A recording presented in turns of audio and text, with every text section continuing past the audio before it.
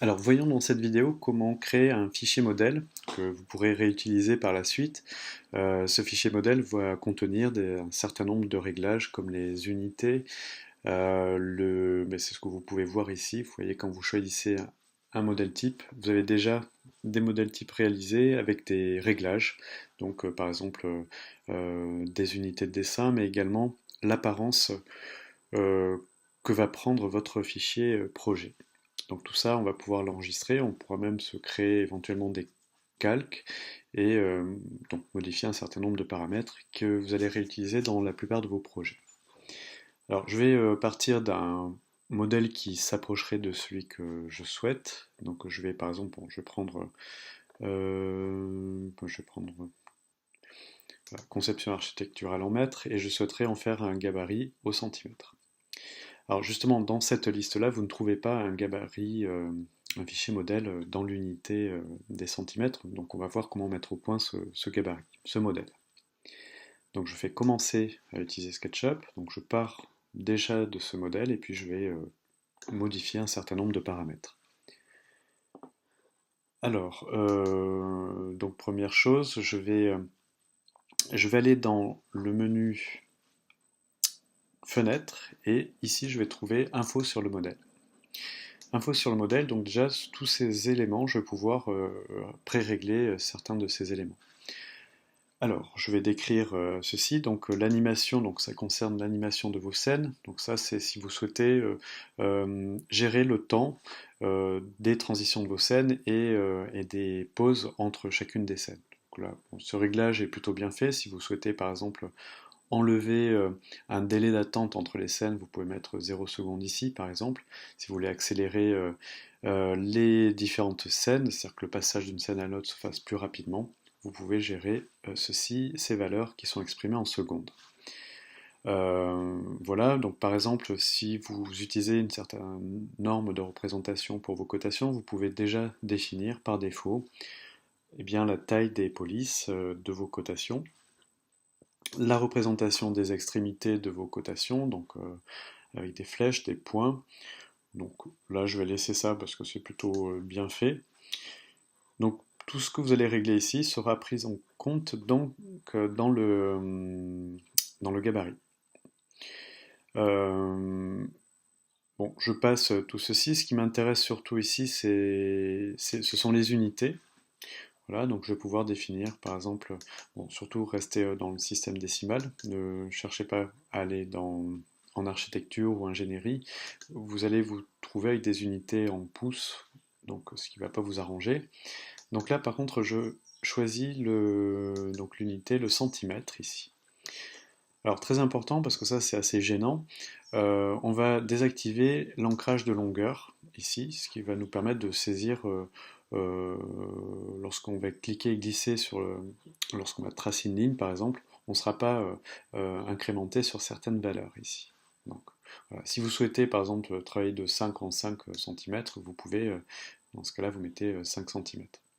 Donc je préfère désactiver ça en règle générale. Les unités angulaires, pareil, je vais pouvoir les modifier, choisir une précision autre. Alors là, par exemple, pour la précision pour du centimètre, dans les unités de longueur, je vais laisser on va rester sur une précision du millimètre ici. Et puis les unités angulaires, je vais les garder comme ça. Je laisse activer l'ancrage angulaire de manière à avoir des guides qui me magnétisent en fait le rapporteur sur des angles incrémentés à 15 degrés ou 5 ou 10. Bon, 15 degrés, ça me paraît pas mal. On peut mettre 45 si on souhaite. Voilà, donc ça c'est un premier aspect. Deuxième aspect, je vais par exemple euh, modifier un certain nombre de paramètres. Finalement, je voudrais voir un sol d'une certaine couleur, ou peut-être même pas de ciel du tout. Enfin voilà, enlever tout cet environnement pour ne garder qu'un fond blanc par exemple. Alors là, je vais faire appel euh, dans le menu fenêtre au style, puisque c'est ça qui gère cette apparence. Donc c'est une apparence globale. On va trouver différents styles qui sont présents ici. Donc vous avez ici les styles par défaut. Donc donc là on est vraisemblablement sur ce style-là. Alors si on souhaite modifier Ah non, c'était pas ce style-là. Bon, après, il diffère. Voilà. Donc là, par exemple, celui-ci s'approcherait de ce que je souhaite avoir, c'est-à-dire un fond blanc, tout simple, et puis pas de ciel. Voilà. Donc je vais choisir ce style. Ce sera le style par défaut. Donc je ferme la palette des styles. Si je ne souhaite pas avoir donc le personnage, eh bien je peux le supprimer, tout simplement. Voilà, donc ce qui me permet de me retrouver devant une feuille blanche. On pourrait continuer, donc là je ne vais évidemment pas faire passer par tous les réglages, mais on pourrait par exemple définir une structure de calque. Alors moi j'utilise pas beaucoup les calques, j'utilise plutôt la palette structure, mais si vous travaillez avec des logiciels comme AutoCAD ou qui font appel à des calques, ça peut être intéressant pour vous de travailler avec cette palette. Et par exemple ici, vous pouvez rajouter un calque, on appellerait ça mur par exemple, cloison, etc., etc. Ce que vous avez l'habitude de faire sur d'autres applications éventuellement. Bon, moi j'aime pas beaucoup les calques, je répète, donc je ne travaille pas trop avec les calques, mais ça peut être, si vous avez cette habitude-là, vous pouvez gérer et préenregistrer un certain nombre de calques pour pouvoir dessiner dedans. En faisant attention à une chose, c'est que les calques, vous dessinez toujours dans le calque 0, et il faut faire des groupes avant des objets pour ensuite les amener ces groupes dans les différents calques. Ça c'est important. Voilà, donc j'ai passé beaucoup de choses, c'est simplement pour vous montrer le principe, c'est-à-dire qu'on préenregistre un certain nombre de paramètres et donc on ne dessine rien, hein, il s'agit de garder la feuille vide, c'est comme une coque vide en fait avec un certain nombre de paramètres déjà prédéfinis.